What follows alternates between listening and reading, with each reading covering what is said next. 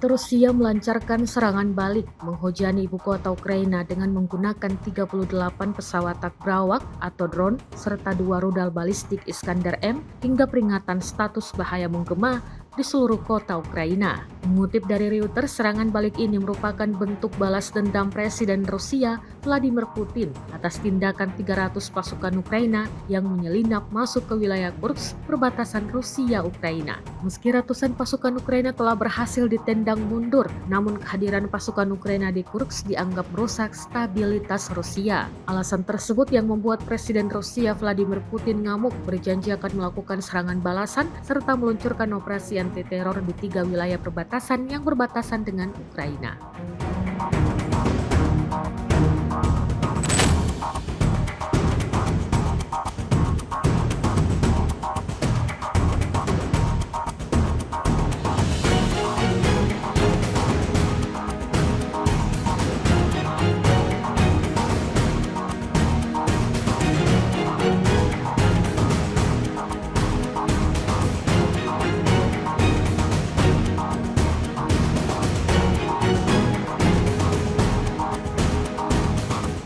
Download Tribun X sekarang, menghadirkan lokal menjadi Indonesia.